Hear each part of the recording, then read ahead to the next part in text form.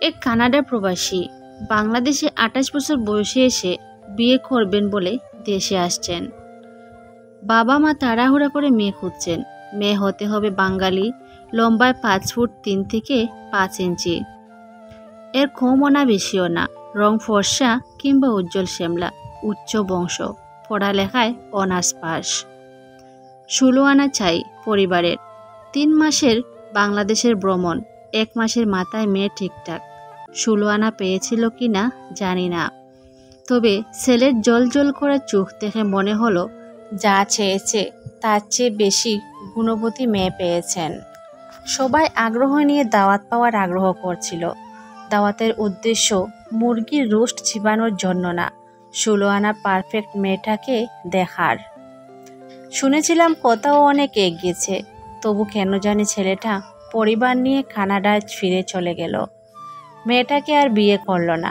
নিশ্চয়ই কানাডায় বড় হওয়া ছেলেটা কোনো মেম সাহেব নিয়ে জীবন কাটানোর চিন্তা করছে। ৩ মাস পর ছেলের বাবা ফিরে এলো গ্রামের বাড়ি। জায়গা জমি যা ছিল বারাকান্ত মন নিয়ে তার সবটুকুই বিক্রি করলেন অল্প সময়ে। সব সম্পদ কেশ করে যেদিন ফিরে যাবেন সেদিন এয়ারপোর্টে দেখা, মানুষটা বুড়ো হয়ে গেছে কম বয়সে। এই সময়ে দরকার ছিল দেশে এসে ছোটবেলার বন্ধুদের সাথে চায়ের দোকানে আড্ডা দেয়া, ডায়াবেটিস নিয়ে বউয়ের বয়ে লুকিয়ে সন্দেশ খাওয়া, প্রতি ওয়াক্ত নামাজ শেষে দেশ কিভাবে ধ্বংস হচ্ছে এসব নিয়ে আলোচনা করা। এসব না করে যাচ্ছেন কানাডায় কান টুপি পরে পার্কের টুলে বসে থাকতে। বিমানের জন্য অপেক্ষা করছেন দেখে জিজ্ঞেস করলাম, সব সম্পদ বিক্রি করে চলে যাচ্ছেন, দেশে ফিরবেন না আর? ছেলের বিয়ে হলো, উত্তর পায়নি। অন্য মনস্ক হয়ে কি যেন ভাবছেন। তার বিমানের ঘোষণা চলছে। এয়ারপোর্টে আমি উঠে দাঁড়ালাম। সালাম দিয়ে আসার সময় মানুষটা আমার হাত ধরে রাখলো। আমার ছেলে মারা যাচ্ছে বাবা। দেশে আসার পর বিয়ে ঠিকঠাক। হুট করে ছেলের পেটে যন্ত্রণার কারণে ডাক্তার দেখলাম। ছেলের যন্ত্রণায় কু কু আওয়াজ করত। ২ দিনের মাথায় জানা গেল ছেলের ক্যান্সার, বাঁচবে সর্বোচ্চ ১ বছর।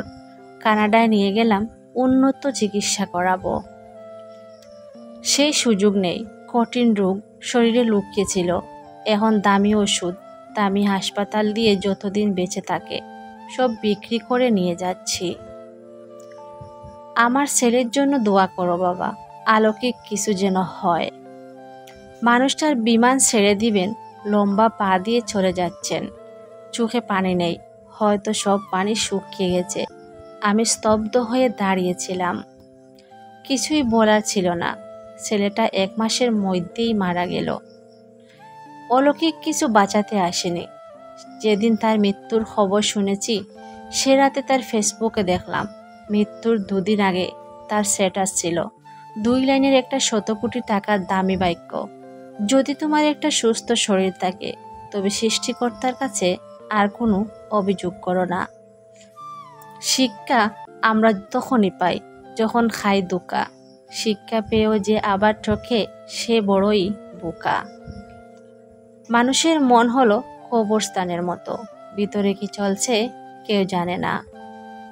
সময়কে কেউ দেখতে পায় না, কিন্তু সময় অনেক কিছুই দেখিয়ে দেয়। ইচ্ছেগুলো আজ মরে গেছে, বিশ্বাসে ধরেছে জং। বুঝেছি মানুষ সুযোগ পেলেই বদলায় জীবনের রং। মানুষ থেকে পাওয়া কষ্ট, অবহেলা, অত্যাচারে এক সময় আপনি বুঝে যাবেন কি করে কঠিন হতে হয়। একটা হোঁচট যেমন সাবধানে পথ চলতে শেখায়, তেমনি একটি ভুল মানুষকে সংশোধন করতে শেখায়। ভালোবাসার মানুষ যতই দূরে থাকুক না কেন, কখনো মনে হবে না যে সে দূরে আছে, যদি সে অনুভবে মিশে থাকে। অন্যের ক্ষতি বা তার জন্য গর্ত করছেন, গভীরতাটা একটু কম করবেন, কারণ সে গর্তে আপনাকেও একদিন পড়তেই হবে। ভালোবাসা বদলায় না, বদলে যায় প্রিয় মানুষগুলো। অনুভূতি হারায় না, হারিয়ে যায় সময়গুলো। ঘৃণা শব্দটি এমন যা সবার প্রতি আসে না, আর যার প্রতি একবার আসে তার দিকে আর ফিরে তাকাতে ইচ্ছে করে না।